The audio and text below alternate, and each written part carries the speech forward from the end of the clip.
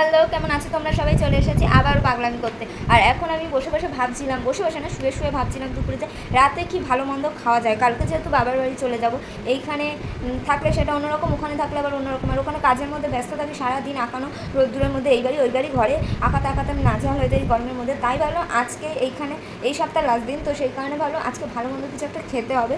তো সেই কারণেই আমি এখন বসে বসে অনেকক্ষণ ধরে ডিসাইড করলাম কী খাওয়া যায়। দুপুরে কিছুটা ভাত রয়ে গেছে, তো তার সাথে খাওয়ার মতো কিছু একটা বানাতে হবে। আর দুপুরে মা আমাকে ডিম ভাজতে বলেছিল, আর আমি ফোন দেখতে দেখতে সেটা শুনতেই পাইনি। মানে ডিম ভাজতে বলে কোথাও একটা গেছিলো, তো দুপুরে খাওয়ার টাইমে এসে দেখেছে আমি ডিম ভাজিনি। তাই ভাবলাম, তখন একটু রেগে গেছিলো, বলে গেলাম শুনতে পারি না, ফোন নিয়ে বসে থাকো এরকম বলছিল। তো যাই হোক, এখন ভাবলাম এমন কিছু একটা ইউনিক রান্না করবো, মায়ের মন ঘুরিয়ে দেবো, একদম পটিয়ে ফেলতে হবে। যাই হোক, কারণ চলে যাচ্ছি কালকে, আর আজকে যদি রাগিয়ে দিয়ে চলে যাই চলবে না সেটা। তো যাই হোক, চলো দেখি। বলে গেছে আমাকে 4 বোতল জল আছে, দেখি কতটা জল তুই শেষ করতে পারিস। 4 বোতল মানে 4 লিটার। আর এখানে আমি বুদ্ধি বার করেছি যে রসুনের ভর্তা আর ডিম দিয়ে কিছু একটা বানাবো। তো চলো দেখি। আর গরমের দিনে কিন্তু ভর্তাগুলো, পান্তা ভাত, এগুলো খেতে খুবই ভালো লাগে। আর আমার তো খুবই পছন্দের রেসিপি হচ্ছে ভর্তা, পান্তা ভাত, এইসব জিনিস। তো চলো আজকে দেখি কীভাবে বানানো যাক। আর আমি এই ভিডিওগুলো আমার ইউটিউব চ্যানেলে পোস্ট করবো, তোমাদেরকে সেই লিঙ্কগুলো দিয়ে দেবো। তোমরা চাইলে পুরো ভিডিওটা দেখে বাড়িতে ট্রাই করে দেখতেই পারো। তো চলো দেখি কীভাবে কী করা যায়।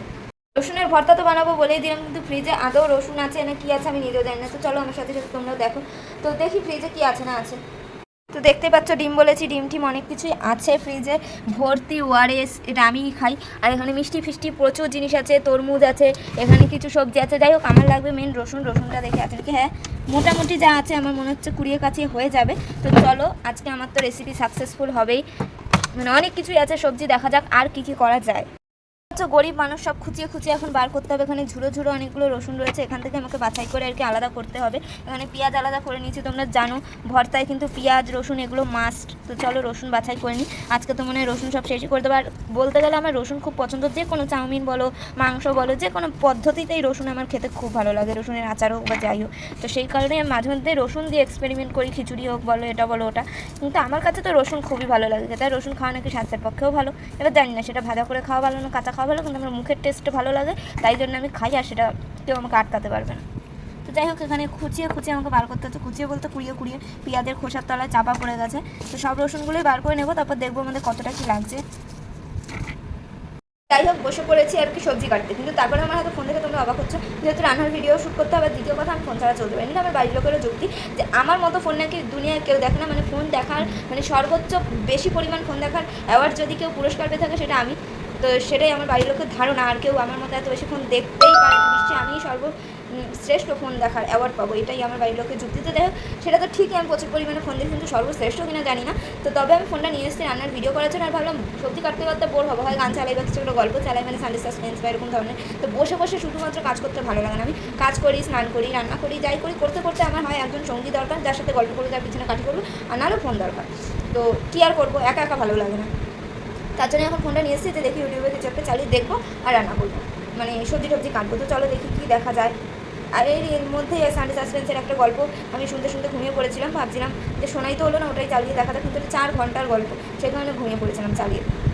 তো যাই হোক, কাটাকাটি থেকে শুরু করেছিলাম, এখানে আমার মোটামুটি সব কাটা কমপ্লিট হয়ে গেছে। রান্না শুরু করতে হবে, জানি না কতটুকু ভিডিও করতে পারবো। তো চলো দেখি কীভাবে কী কারণে। তো চলো দেখি কীভাবে কী করা যায়।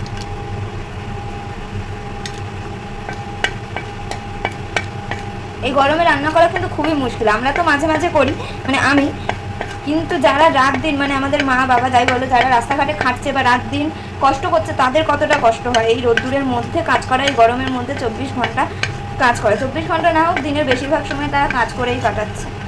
কিন্তু কিছু করার নেই, সবাইকে সবার কাজটা করেই যেতে হবে। এখানে যেমন আমাকে আমার ভিডিও বানানোর জন্য রান্না করতে হচ্ছে কষ্ট করে, সেখানে তাদেরকেও তাদের সংসার চালানোর জন্য কাজ করতে হচ্ছে। সবাইকেই কোথাও না কোথাও গিয়ে কাজ করতেই হয়।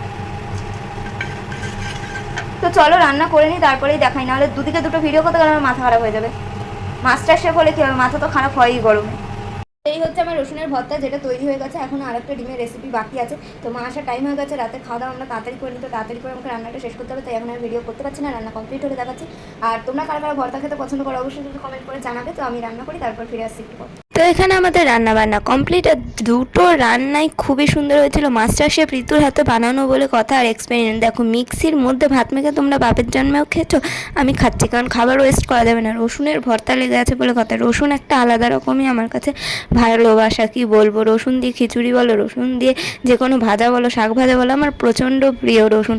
তাই ভাবলাম মিক্সিতে অনেকটা লেগে আছে, তাই মিক্সির মধ্যেই ভাত খেয়ে নিই। তো মাও কিছু বলছিল না, আমিও খাওয়া শুরু করে দিয়েছিলাম। যাই হোক, কেউ খারাপ ভেবো না।